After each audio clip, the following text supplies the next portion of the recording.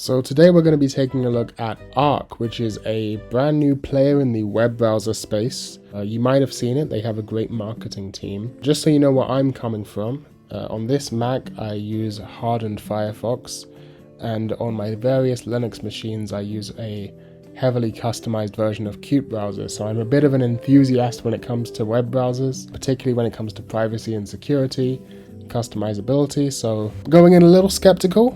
But I'm gonna meet Arc on its own terms. So this is the sort of unboxing experience. Right off the bat it made me make an account, which is getting off to a bit of a rocky start. I don't know why I should need an account to use a web browser, but here we go, start setup. I'm gonna do that later. Pick a color, okay. So this is interesting. Seem to be various different, oh, this is light dark theme. Okay, we want dark theme. And then, okay, this is the saturation. I'm a low saturation kind of gray guy. What's this? Maybe this does something when you can actually see the color. Oh, it's vibrating. This is a neat feature. You guys probably can't hear this, but when I'm turning this wheel, it's making a very satisfying clicking vibration on the Mac's mouse pad. I've never seen this in an application before. It's very satisfying. It kind of feels like the old touch wheel on an iPod. It's very satisfying. Anyway, sorry, got a little distracted there. I'm going to keep it sort of desaturated grey. I kind of like that. Oh, this is actually a circle. You can't go into the corners. I'm going to get in. Yes, we are taking it. We are going deep here. What the heck is this? Oh, you can you can make it a gradient. Oh, that's interesting. You can have multiple colors in a gradient. So this is nice already. I like this. This is some good customizability. I think I like this kind of concrete-y color. Reminds me of some like 70s architecture. Click some apps that you use every day. I use YouTube every day. I check Gmail once a day. I'm not going to select Twitter because I'm trying not to use it every day. I would rather sign into my Google account later. Yep, block ads. Good that it has an inbuilt ad blocker. Every browser should come with one these days. There's no excuse not to. No, I am not going to make Arc my default web browser. Yeah, I gave me a card. Vague Optimist. I'm not sure what this is. Here's your Arc card. Show it off to oh, so you can move the window around by...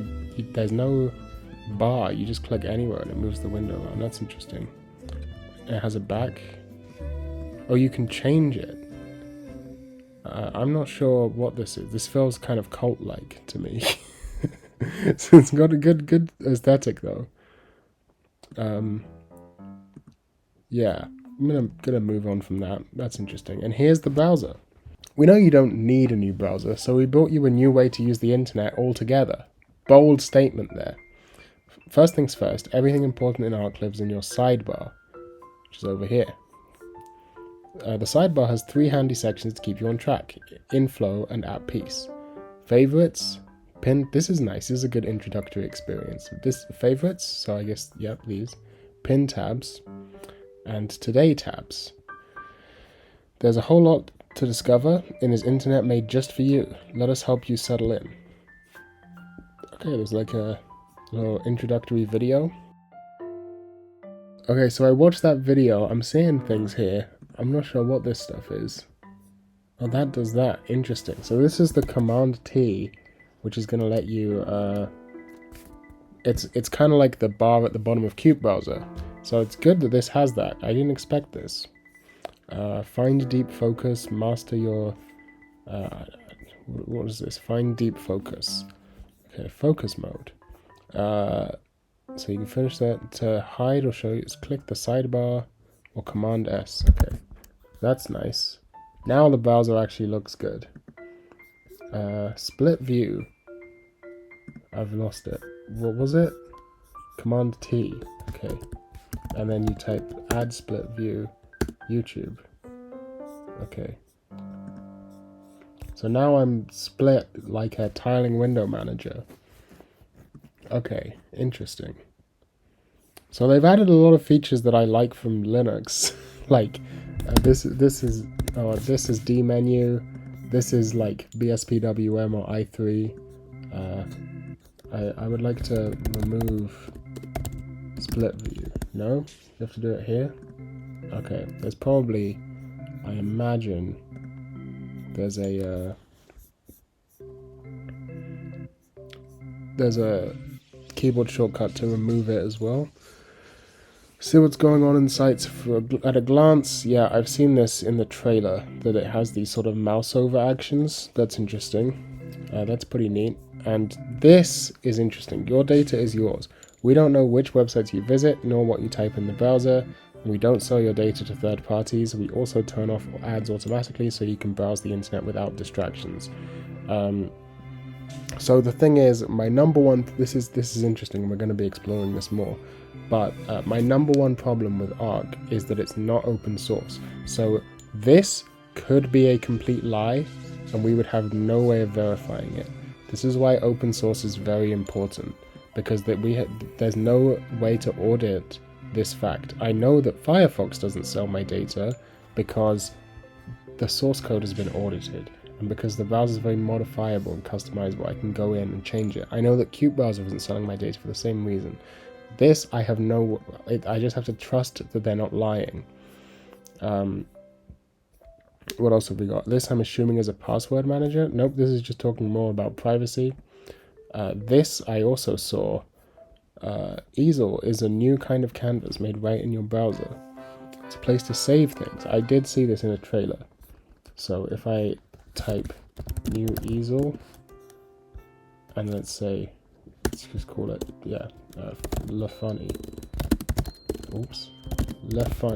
Lefont. Okay. This Lefont.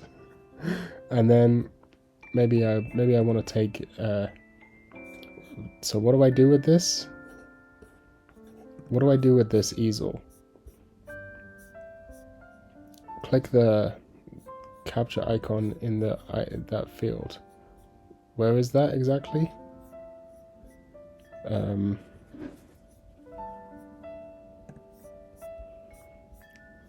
on. Let's take a look at this. Oh, it's up there. Okay. Is it this? No. Capture. Okay, and then... Oh, this is interesting. Well, this is neat.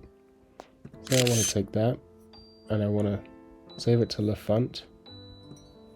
Put it here. That's neat. And so now that should be there. Huh. And I can go here, play it. Huh. Okay, well this is pretty freaking neat. I gotta say. Look at this. Look at this one right here. You got squiggles and a big circle, just to make sure. Big red circle so that you know what to look for. Interesting. Well, I'm not sure why I would need that, but it's definitely cool. We got themes. Don't think I need that. Custom tabs, boosts. So I heard about this. So if I do, let's reject all. Let's make a boost. And let's make it, I mean, yeah, we can just mess with it. This reminds me of an old Firefox plugin called Stylish.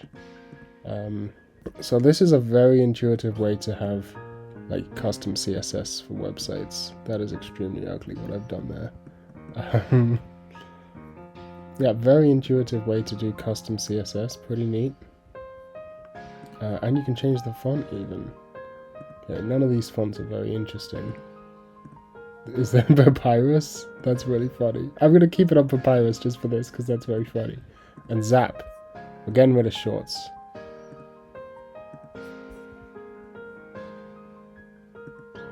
Yes, get out of here. We don't want shorts. Okay, that's cool.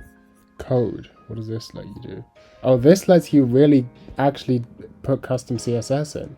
Huh. Okay, that's pretty good. Okay, yeah, that's smart.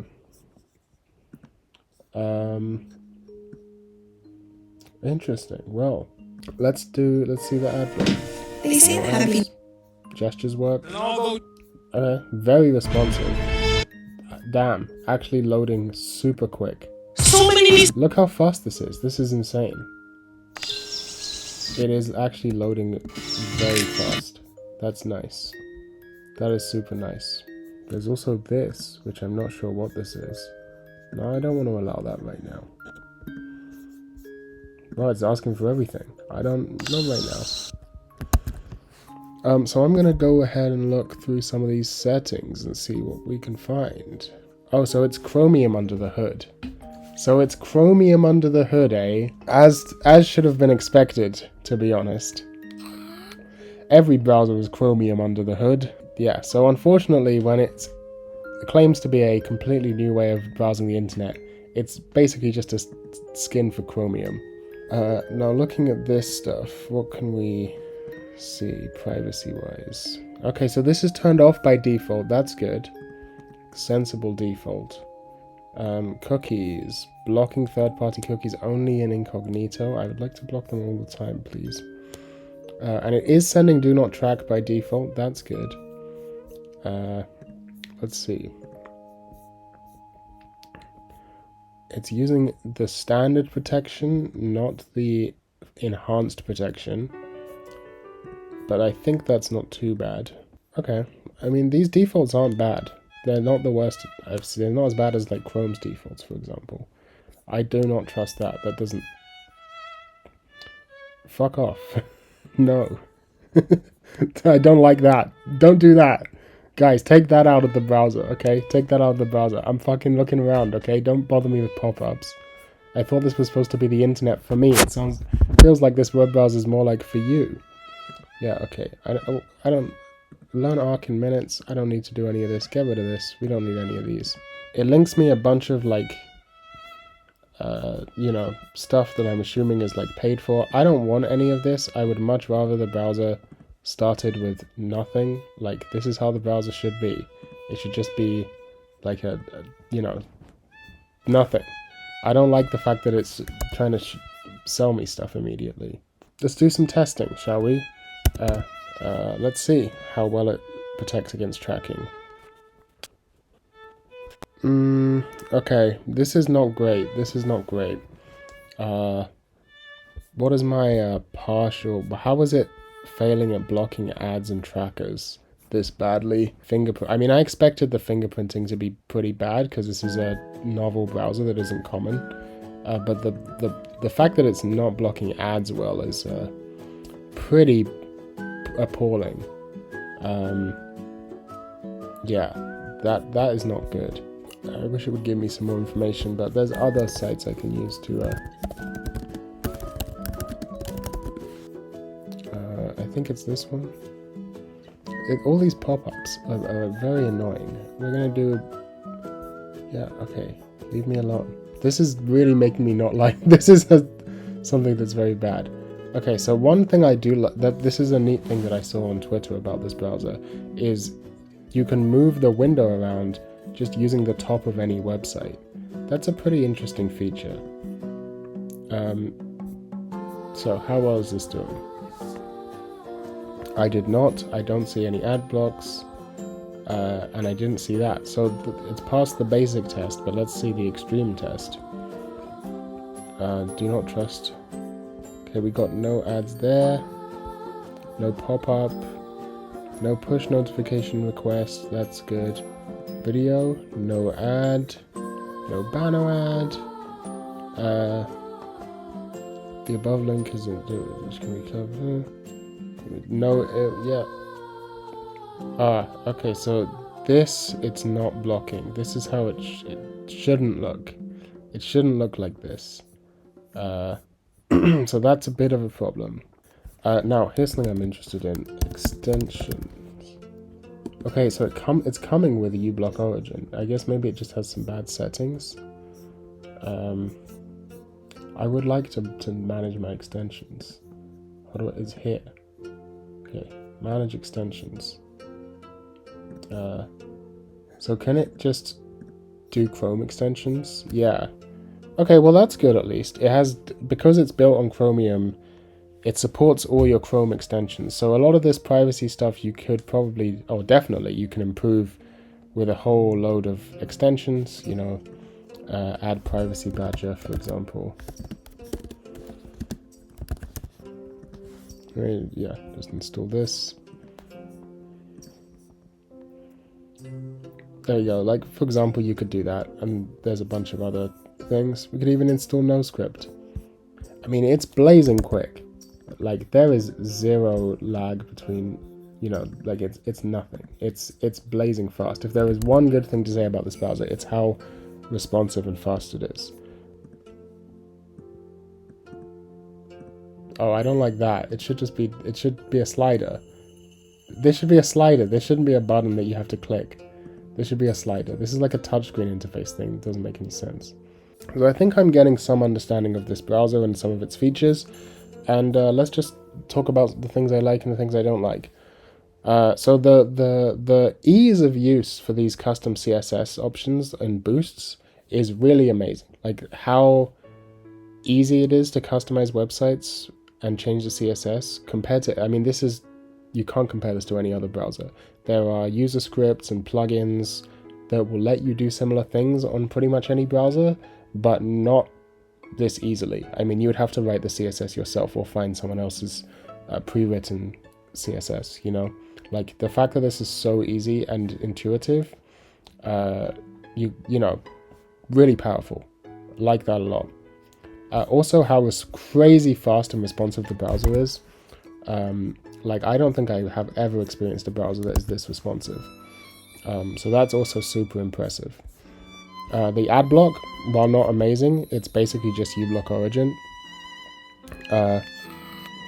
While not perfect, is better than Brave's default ad block.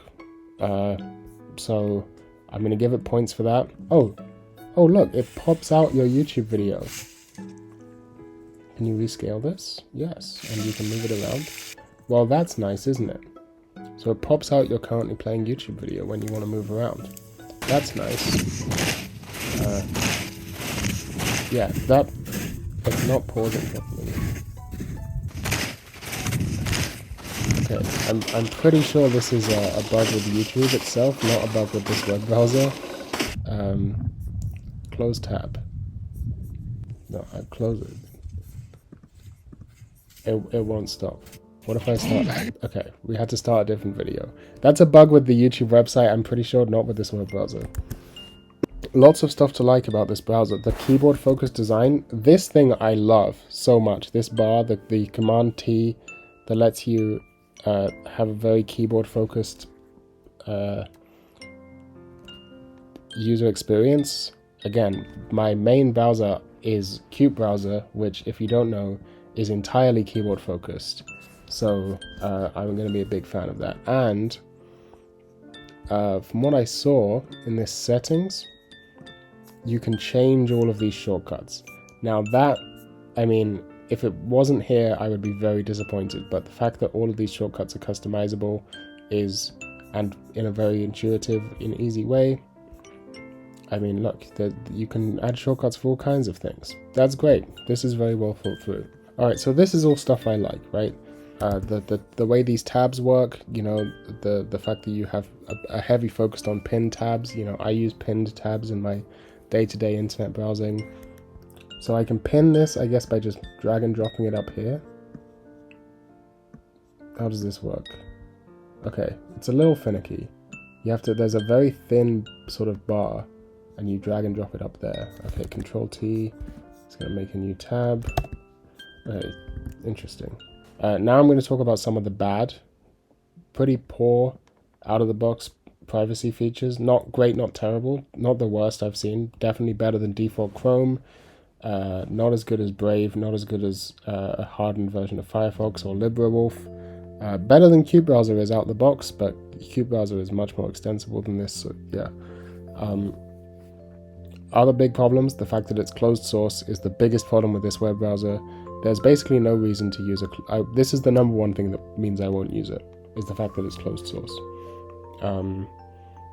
I simply can't trust my privacy and security using software that isn't open source. You're saying like, oh, we don't track you, why should I trust you? Prove it by open sourcing your browser. It's not hard, every other major web browser is open source. It's crazy that you're not.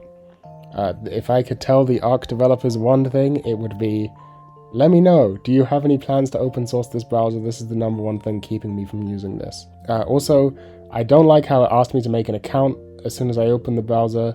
That was bullshit. I don't like all of these pop-ups that are annoying, that are telling me how to use it. I'll explore in my own time, thank you very much. Kind of annoying experience being a first-time user. I don't like that it opened up a whole bunch of tabs that I didn't know anything about or care about when I first installed it.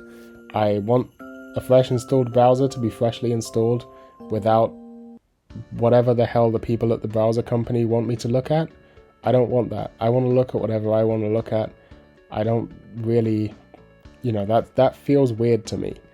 So as you can see, it's 653 megabytes, which is pretty bloated. I mean, as you can see, Brave and Firefox are both half the size. So the fact that Arc is so bloated is a little confusing, strange. I mean, it is a lot more feature rich than these other web browsers, but feature rich is just another way of saying bloated. Like the way I personally like software is that it comes in the most default state possible, and then when you need functionality, you have ways to extend its default functionality, rather than coming with every feature you could possibly need and then you don't use half of them and they just sit on your computer taking up space and RAM and doing nothing, right? Like, I would much prefer my software to come with the minimum features it needs to work and just do one thing and one thing well. And if I want to extend it, I have that possibility. That's the way I think software should work. It's kind of strange to me that this web browser needs to be twice the size of other comparable programs. A little disappointed in that. So something else that's interesting is, you can move the window around by clicking in the top of a website. That's pretty well done, but I would like it if you could double click to make the window fill the screen instead of on this tiny little border around it, just on the website. And speaking of this border, it'd be nice if there was some way. I mean, it's a little thick and the rounded corners is kind of triggering me. Like, I don't know if you can see this. The corners are rounded, but then this is square, so there's this weird annoying gap here. This is not just an Arc problem. A lot of application windows on this is just Apple's window manager being bad. But that does annoy me. I'm not personally a fan of rounded corners. This is just a personal preference thing. I like my corners to be square because the computers are square. But that's just me being a boomer, I guess. So yeah, overall, I think it has potential. I think that this browser definitely has potential. It has a lot of interesting features that I think are really neat. It's super quick. The customizability and stuff. They frame it as sort of this revolutionary product. I don't think it's that. It's just a web browser. It's not doing anything you couldn't already do in pretty much any other web browser, especially on Linux, and especially extensible customizable web browsers that are open source with lots of options in a config file that gel well with other programs. Like, this is just dmenu or Rofi, right? Like, this equivalent programs exist on Linux that can do this and much more, because they're not just stuck inside a web browser, right? And you can, all of that stuff is very durable with a very extensible piece of open source software. But I think if there are sort of less technically proficient people out there who want to get similar functionality without having to go through config files and modify them themselves and installing stuff on Linux, this could be good. And in a lot of cases it's much faster to have this stuff just be a UI rather than a config file. I like config files because I'm a Linux user, but I understand most people don't. But yeah, as I said, number one problem, it's closed source, which means that I don't feel comfortable using it. So yeah, maybe check it out. It's only available on Mac right now. which is a bit of a shame, but they have plans for... It's also available on iOS, I think, and they do have plans for Windows and Linux in the future. I'll definitely try it out when it comes to Linux as well, just to see how it gels with my current setup. But yeah, overall, very interesting piece of software. I'm definitely curious to see where it goes in the future.